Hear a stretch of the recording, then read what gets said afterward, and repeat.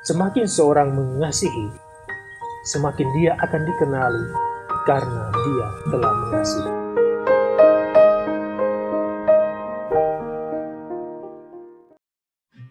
Inilah Injil Tuhan kita Yesus Kristus menurut Rasul Yohanes.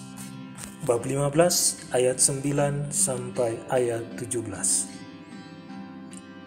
Dalam amanat perpisahannya, Yesus berkata kepada murid-muridnya, "Seperti Bapa telah mengasihi aku, demikian juga aku telah mengasihi kamu. Tinggallah di dalam kasih-Ku itu. Jikalau kamu menuruti perintah-Ku, kamu akan tinggal di dalam kasih-Ku, seperti aku menuruti perintah Bapa-Ku dan tinggal di dalam kasih-Nya. Semuanya itu Kukatakan kepadamu, supaya sukacita-Ku ada di dalam kamu dan sukacitamu menjadi penuh. Inilah perintah-Ku, yaitu supaya kamu saling mengasihi, seperti aku telah mengasihi kamu. Tidak ada kasih yang lebih besar daripada kasih seorang yang memberikan nyawanya untuk sahabat-sahabatnya. Kamu adalah sahabatku, jikalau kamu berbuat apa yang Kuperintahkan kepadamu. Aku tidak lagi menyebut kamu hamba, sebab hamba tidak tahu apa yang diperbuat oleh tuannya. Tetapi aku menyebut kamu sahabat, karena aku telah memberitahukan kepada kamu segala sesuatu yang telah Kudengar dari Bapa-Ku. Bukan kamu yang memilih aku, tetapi akulah yang memilih kamu. Dan aku telah menetapkan kamu, supaya kamu pergi dan menghasilkan buah, dan buahmu itu tetap, supaya apa yang kamu minta kepada Bapa dalam nama-Ku, diberikannya kepadamu. Inilah perintah-Ku kepadamu, kasihilah seorang akan yang lain." Demikianlah Injil Tuhan.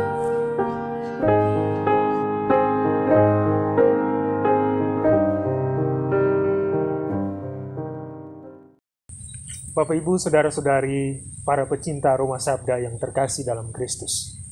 Salam jumpa dalam edisi Aroma Sabda Minggu Paskah ke-6, Minggu 9 Mei 2021. Pada hari ini kita akan merenungkan tentang kasih. Dan saya mengambil judul permenungan kita pada hari ini dengan mengasihi sebagai identitas seorang Kristiani. Dalam tata bahasa, kata mengasihi adalah kata yang bersifat transitif. Artinya, kata ini tidak bisa dimengerti secara utuh tanpa memiliki sebuah objek. Kita tidak bisa mengatakan saya mengasihi, kemudian langsung dipahami arti dari ungkapan mengasihi. Kita membutuhkan sebuah objek untuk bisa memahami secara penuh arti kata mengasihi. Misalnya, kita mengatakan bahwa aku mengasihi kamu.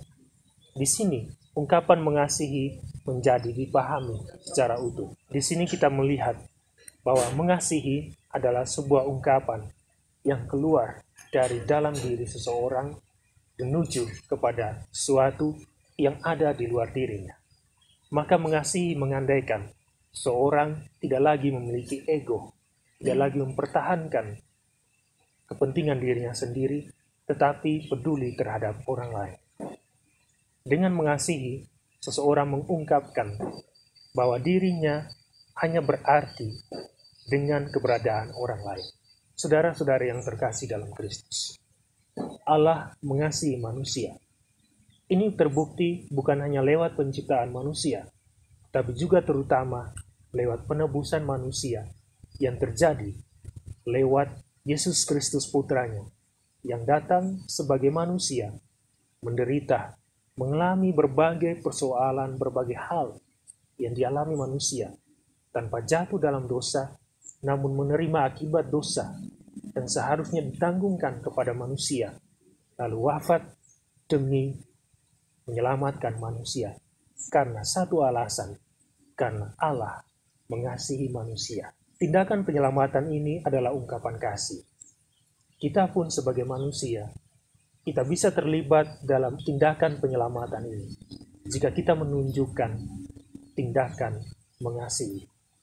Jika kita pun mengasihi sesama kita. Dalam Kamus Bahasa Indonesia, kasih berarti pemberian dan cinta berarti pengorbanan. Memberi dan mengorbankan berkaitan dengan satu tindakan yang dialamatkan, yang diarahkan kepada orang lain. Dua hal ini sangat penting dalam memahami bagaimana Allah bertindak untuk menyelamatkan manusia. Saat ini, di tengah dunia yang sedang dilanda berbagai persoalan, tindakan mengasihi menjadi satu hal yang penting, yang menjadi tuntutan. Mungkin inilah alasannya mengapa Yesus memerintahkan kita untuk mengasihi. Ketika mengasihi menjadi perintah, maka mengasihi haruslah terjadi tanpa pertimbangan untung rugi, tanpa pertimbangan siapakah yang harus dikasihi dan siapakah yang tidak harus dikasihi. Semakin seorang mengasihi, semakin dia akan dikenali karena dia telah mengasihi. Kasih dan Allah adalah dua hal yang tidak bisa dipisahkan. Deus Caritas Est, Allah adalah kasih. Di sini kita melihat kasih sebagai identitas, sebagai hakikat dari Allah sendiri. Maka mengasihi berarti kita mengambil bagian dalam identitas Allah. Ada sebuah kisah. Pada suatu hari, ada seorang anak kecil yang buta sejak lahir. Suatu hari, dia menjual buah-buahannya di pasar.